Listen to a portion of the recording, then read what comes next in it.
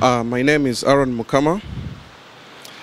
The reason why we are here today actually discussing renewable energy is because this country has a lot of where do I benefit from? Mfunirawa. Mfunirawa. Okay.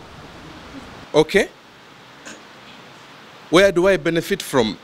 You didn't want to talk about the parallel dam, but government was advised many times, and now they crashed. You are running to Bujagali. It would have been Bujagali first. Okay? Back to you, Robert. We are here talking about this subject, but how far are you going to push it? So many debates have gone on, but you know, they end up with the policy makers on the shelves. So what you are saying, the civil society also has let us down, have not pushed the government hard. On the issue of Bujagali, you and me bear witness that actually by now, Bujagali would be running and would be generating electricity. The challenge that Bujagali encountered, you know it very well, all sorts of environmentalists from the whole world gathered in Uganda to oppose Bujagali. You have had several of the presidents saying that Bujagali would be running if it was not the 6th parliament. People who were in the 6th parliament, some of them are regretting why they delayed it. They did not sabotage, but they delayed it. Probably they had legitimate issues that they wanted government to sort out first before the project goes on. Ideal, that's what I think. Bujagali would have run then. But you see, by the end of the day, someone was saying in the morning when I was listening on radio that humanity will always live with deficiencies and mistakes. It will always be there. The issue is that how do we get to move on alongside our mistakes? There's the issue of corruption. I think that's what he really raised. Everybody wants to get something out of it. I don't know. What do you have to say about the issue of corruption? Let civil society talk about it. He also said that civil society should have made the Ugandan public vibrant and so active and also push on the government to do what it's supposed to do. Probably you have not scaled up your map. I think that's a very important question. The issue of corruption in the power sector is a very major issue.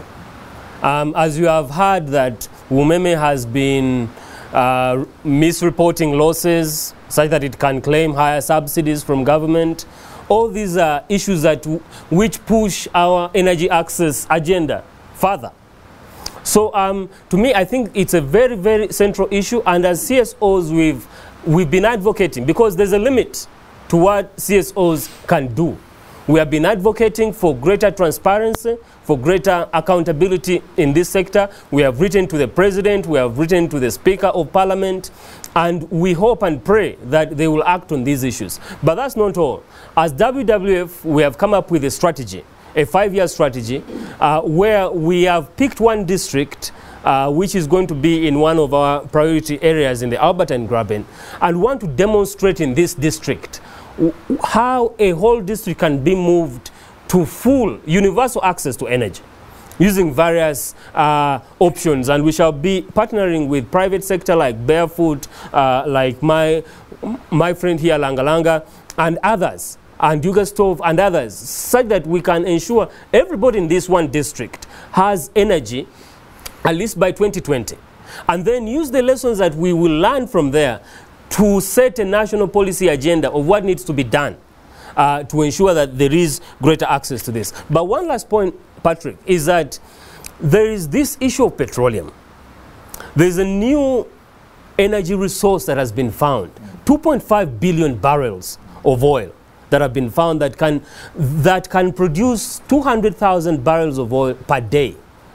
Now, if this is produced, it will double our national economy for 20 years, only 20 years. Now, for us as WWF, we feel that this money needs to be invested into lasting energy solutions, because we are only going to have it for 20 years. There's no use trying to burn it in a refinery or in a thermal power plant if people are not going to buy it. But rather, why can't we use the money to invest into hydropower, into solar thermal, solar PV, you know, into geothermal, into biomass? The money was dipped into and was invested in buying fighter jets. At least that's what we know. that is yours. The jury is still out on that one. We're yet to find out.